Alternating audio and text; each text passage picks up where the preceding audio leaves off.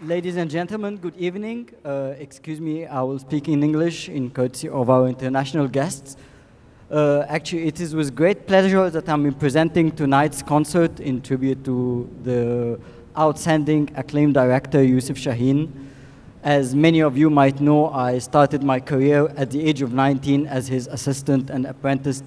He taught me about cinema, he taught me about life, he taught me about so many things. Everybody knows that Chahine was born in Alexandria in the golden era. He lived in a very cosmopolitan community. He spoke English, French, Arabic. He could swear in Italian, Greek, and many other languages. But yet, I know that the closest language to Chahine was music. That's the language he spoke the most. Generations of my colleagues, we've been raised to his songs, music. I think his music influenced us in all of our lives. I think this tonight's concert is in a way a tribute to the thing he appreciated most, to one of the key elements of his films, and I hope that one way or the other he's with us tonight, hearing it and celebrating that evening with us. I would like to present a very appreciated guest that we have here tonight, but before I get to that, I would like to thank everyone who made this evening possible. I would like to thank Miss International Films, Gabi and Marianne Khoury, who supported us. The Cell Post-Production, who helped us bringing the videos you're going to see during the concert to life. And then I will remove my title as part of the festival, as part of GFF, and I will speak as a Youssef Chahine apprentice. And I have to say that the dream of creating this practically impossible concert would have never been possible except that someone really trusted me and said, we'll do it no matter how big it is, no matter how difficult it is. It's my dear colleague and boss, Mr. Amr Mansi, who really supported this concert. And now I would like to invite to the stage one of the most important directors I know. I've been always a fan of his films, The Name of the Rose. I've been really intrigued by The Lover. I always say The Lover had like the most peculiar love scenes in the history of cinema. It taught me a lot about cinema. I always cherish watching it and watching it all over again. Monsieur Jean-Jacques Hano.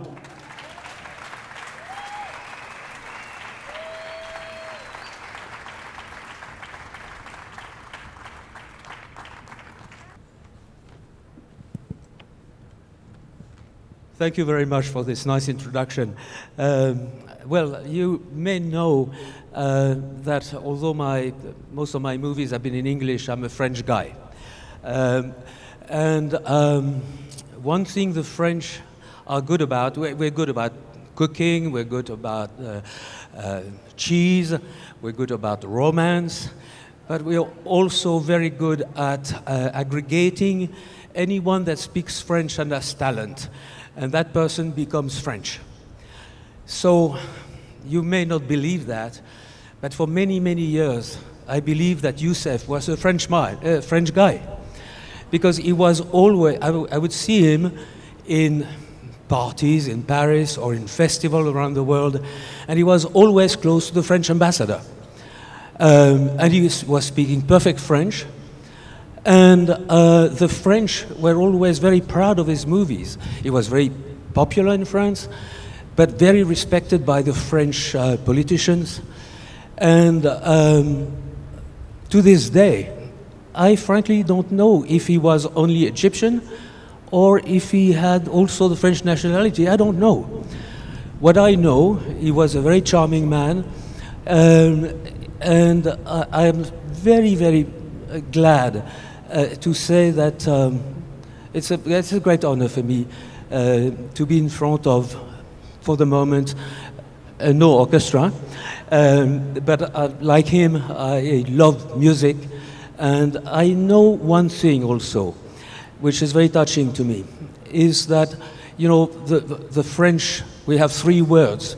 It's liberté, égalité, fraternité. It means equality, freedom and fraternity. And I know that Youssef was very appreciative of those 3 words.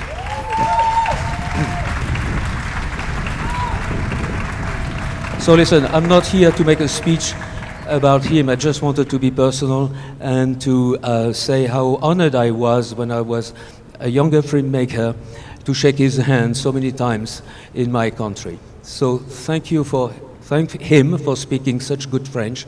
Thank him for making such wonderful movies. And I wish tonight to be united through his music with his heart. Thank you. Thank you so much, Monsieur Jean-Jacques Anon. And now I would like to ask to the stage a dear colleague with whom we have worked for more than like 6 years together with Chahine. We shared some very tough moments together and some good moments too. Producer Marianne Khoury.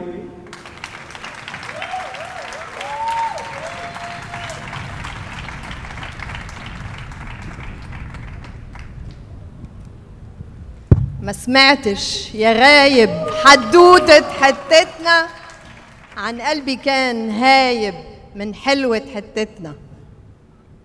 الغايب الحاضر يوسف شاهين أكيد هينبسط جدا إنه القاعة النهاردة كامل العدد. شكرا. أنا واقفة هنا النهاردة لأنه يوسف شاهين خالي، بس مش بس كده، أنا اشتغلت معاه شوية تقريبا 30 سنة كده وما اتعلمتش منه سينما على فكرة، بس اتعلمت منه حاجة مهمة جدا، إنه ما فيش أي حاجة مستحيلة، ما فيش أي حاجة مستحيلة. فكرة الحفل الموسيقي ده كان بقاله كذا سنة كده، وقاعدة بلف بما إني عندي علاقات جامدة في أوروبا بيقولوا، وبلف ومهرجان كان بنقول لهم نعمل حفل موسيقي صغير قبل عرض المصير في سينمات لا بلاج. لا مفيش ميزانية، بس لما جينا عرضنا الفكرة على آل ساويرس ما خدتش غلوة واحنا هنا النهاردة والحفل الموسيقي ده بيتم. ده فعلا حلم كبير جدا. أنا عايزة أشكر مهرجان الجونة كل القائمين عليه، عمرو منسي وانتشال التميمي، بس عايزه اخص بالشكر امير رمسيس. على فكره يوسف شاهين كان بيقول ان هو بيشبه له وهو صغير، خلي بالكم على مستقبله النهارده بنحتفل ب10 سنين بعد وفاه يوسف شاهين بالحفل الموسيقي تحت قياده المايسترو هشام جبر وكل العازفين. استمتعوا بالعرض معانا. شكرا. Thank you, Marianne. And now I would like to invite to the stage someone who I met for the first time on Shahine's set while we were making Alexandria, New York, Youssef.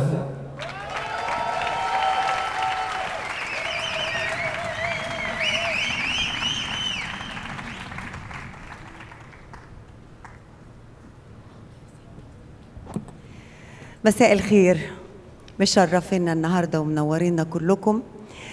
بشكر الحضور عشان جيتوا لأغلى إنسان عندي في حياتي، يوسف شاهين. يوسف شاهين اللي محدش عرفه أو لحق يشوفه، هو فقد كتير قوي. يوسف شاهين إنسان خاص جدا، إنسان حقيقي جدا، إنسان عاشق طول الوقت للسينما، للمزيكا، للحب، للحقيقة، للصدق. بيكره الكذاب، ما بيحبوش. ولما كان يبص في عينك وعايز منك حاجة، انت على طول هتقوله الحاجة اللي هو عايزها، هتقوله عليها. كان عنده القدرة على الإقناع، كان عنده القدرة على إنه هو يخلق سينما خاصة جدا. أنا فاكرة إنه زعل مني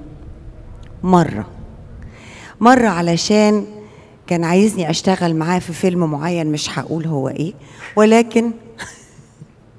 ولكن عشان أنا كنت مشغولة في حاجة تانية. عايزة أقول له أنا ما أقدرش أزعل منك، أنت وحشني. أنا بقالي بجد أكتر إنسان وحشني هو يوسف شاهين. بشرب معاه القهوة كل بعد الظهر، برغي، اقول له يعني ايه سيناريو، يقول لي علمني كل حاجه في حياتي. فانا بحييه، بقول له بحبك يا شاهين، بحب العيله العظيمه دي اللي فضلت قاعده طول الوقت محافظه على السينما المصريه وقيمه السينما المصريه والفن المصري. بشكر آلا ساويرس على كل المجهود اللي هم بيعملوه، شكر كبير جدا. عمرو منسي الرائع، انتشال، أمير حبيبي، لو نقدر نحكي كواليسنا كنا قلناها، لكن كارثة لو قلناها. بحبكم and enjoy. Thank you. Thank you so much. Well, before starting, I would like to finally thank our great conductor, Maestro Hisham Gaber, for the big efforts he did to create this evening and this event, and the orchestra, which worked so hard on so many days and nights to be ready in time. Well, this one's for you, Joe. I hope you enjoyed. Thank you.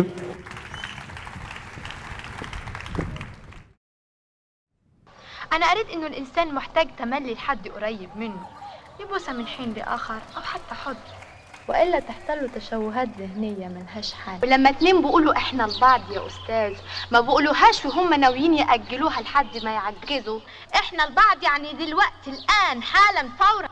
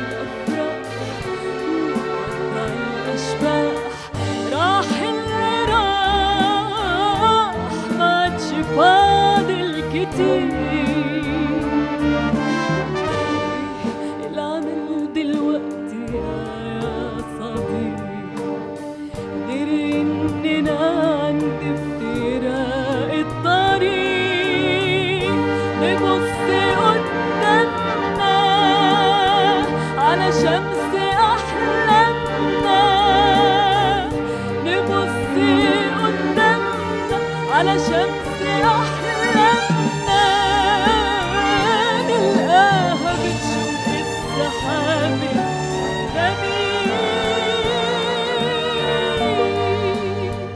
وارجع وأقول أرجع وأقول لسه الطيور بتقول والنحلات بتقول والطفل ضحك ويرن، مع إن مش كل البشر فرحانين.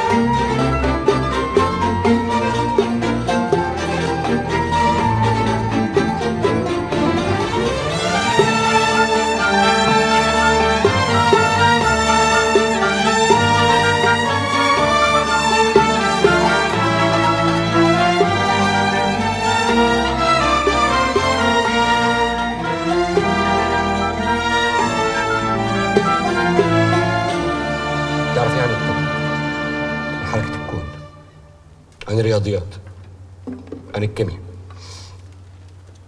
الفلسفة. تعرف ايه عن الحب، عن الحق، عن العدل، عشان تدعي انك بتوصل كلام ربنا.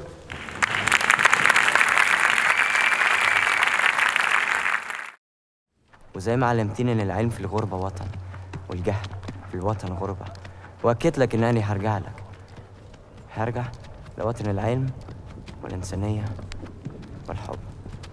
ابنك يوسف.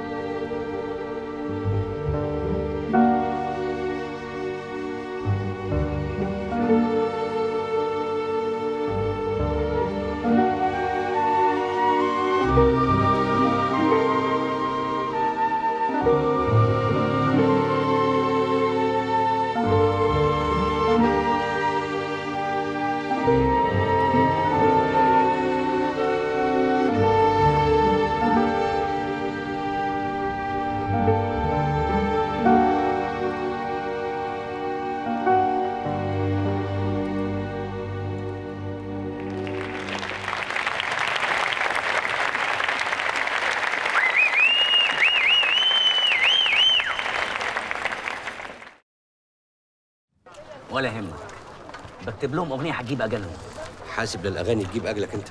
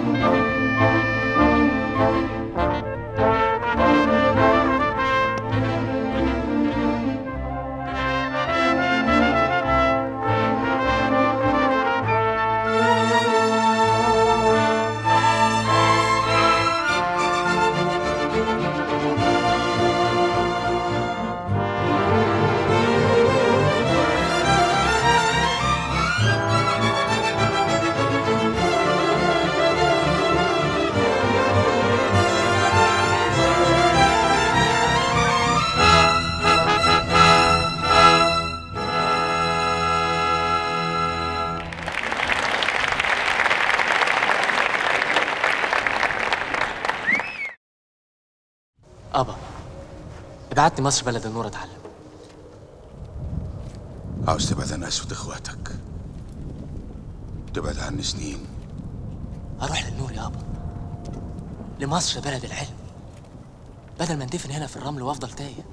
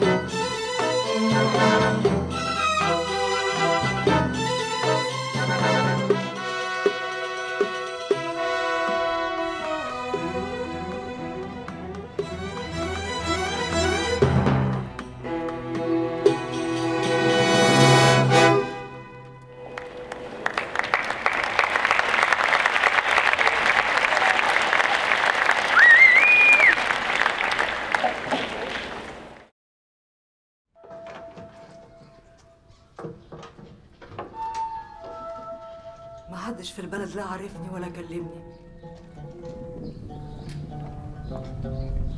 كانوا مخبيينها من الغفر. بالليل حطوها في صندوق ودفنوها في الغيط. أخدت بعضي ورجعت.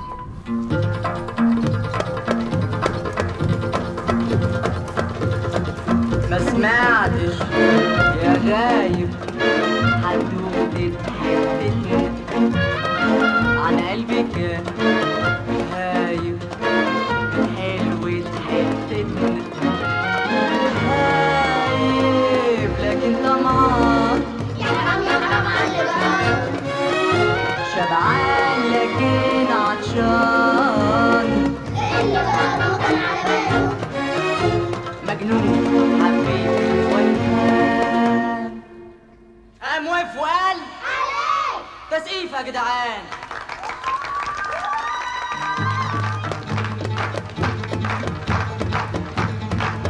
قالك هركب حصان مجنون طرزان وانط بيه فوق الحيطان واركب سفينة من مينا لمينا ونعوم ونقدم واحنا لوحدينا.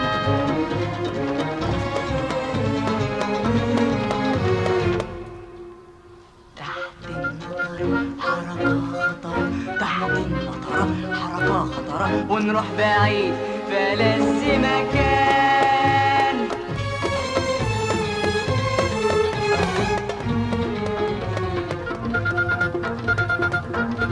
قالك حذر قالك فازر دي تبقى فين بالصلاة عالزين منوفية لا لا ابقى الشرقية لا لا لا لا هنروح يا حلوة الاسكندرية.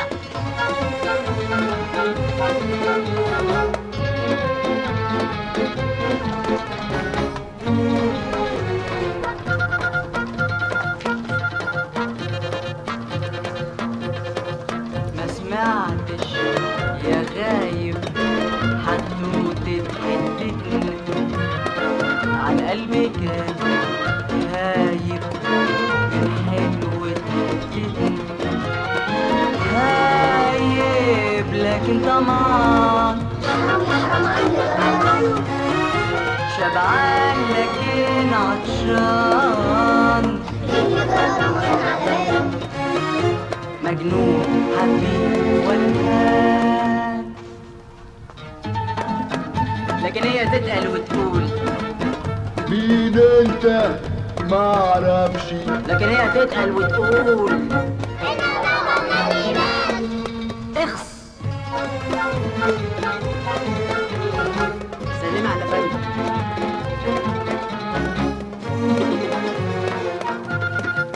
قالك حذر قالك فازر دي رايحة فين انت وهي؟